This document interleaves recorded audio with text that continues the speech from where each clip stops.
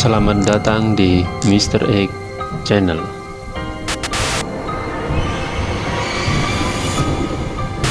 Tempat di mana misteri bukan hanya cerita, tapi bisa saja kenyataan. Malam ini siapkan dirimu untuk sebuah kisah yang tak seharusnya didengar. Mr. Egg akan membawamu masuk ke dalam sisi gelap yang jarang terlihat dengan sebuah kisah misteri yang diselimuti ketakutan. Selamat menonton.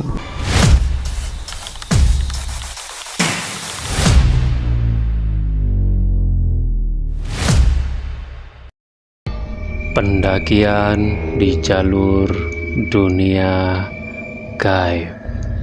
Seorang pendaki Solo bernama Raka nekat menaklukkan Gunung Tunggara yang dikenal angker oleh penduduk lokal.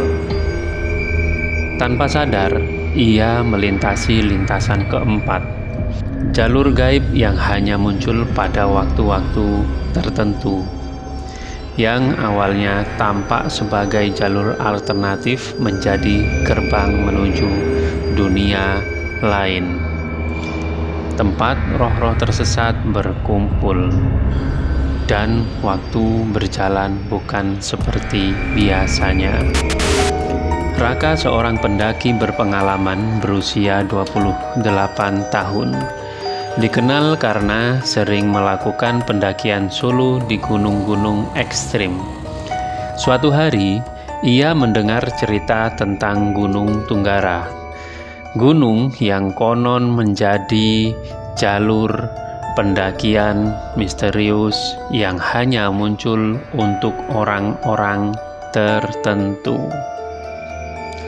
Cerita itu dianggap mitos, namun Raka yang haus akan tantangan memutuskan untuk mendakinya.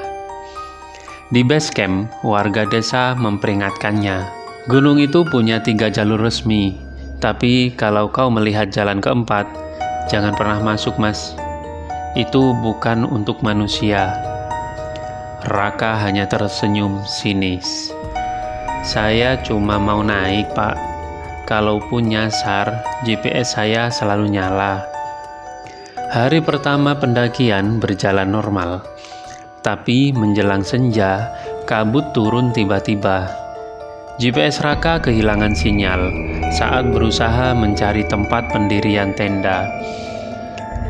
Ia melihat jalur kecil bercabang ke arah barat. Jalur itu tak ada di peta, tapi terlihat jelas seperti jalur yang sering dilalui. Terpanggil oleh rasa penasaran, ia mengikuti jalur itu. Dan disitulah semuanya berubah. Tanah menjadi lebih sunyi, angin berhenti, burung tak bersuara, pohon-pohon menjadi lebih tinggi dan melengkung seperti membentuk terowongan alami. Tapi yang paling aneh, langit tetap senja, tidak pernah menjadi malam, tak pernah menjadi pagi. Raka berjalan selama berjam-jam. Ia tak pernah merasa lelah, tapi juga tak pernah merasa lapar. Ia mulai menyadari bahwa tenda peralatan yang ia bawa lenyap begitu saja. Bahkan, jam tangannya tak berdetik. Lalu ia melihat mereka, para pendaki lain yang tersesat. Wajah mereka pucat, mata kosong. Baju mereka sobek dan kotor, tapi mereka terus berjalan. Saat Raka mencoba berbicara, tak satu pun menjawab. Mereka seperti hantu. Suara-suara mulai terdengar di malam hari yang tak pernah datang. Bisikan, tangisan, tawa anak-anak. Kadang-kadang Raka merasa sedang berjalan di atas bayangan dirinya sendiri. Kadang ia melihat tubuhnya sendiri yang sedang tidur di tanah, padahal ia sedang berdiri. Di hari keempat atau mungkin tahun keempat, waktu tak berjalan normal di tempat itu. Raka menemukan batu besar dengan tulisan samar. Yang masuk tanpa izin tak bisa keluar dengan ingatan. Raka sadar itu bukan dunia lain biasa. Ia adalah tempat para jiwa yang tersesat.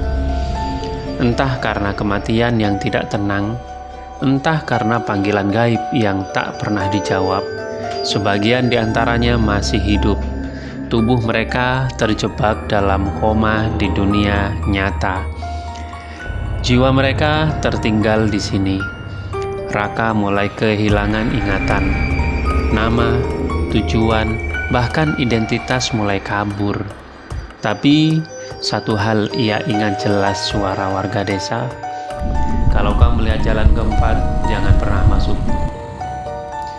Suatu hari, warga desa menemukan seorang pria berjalan turun dari Gunung Tenggara, pakaian robek, mata kosong, tak bisa bicara.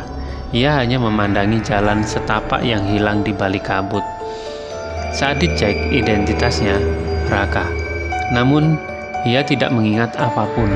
Dan di belakangnya, di balik kabut, jalur keempat muncul sekejap, sebelum lenyap lagi seperti mimpi buruk yang tak pernah selesai. Terima kasih dan jangan lupa subscribe, like, komen, aktifkan tombol loncengnya untuk mengetahui tayangan-tayangan terbaru kami. Sampai jumpa.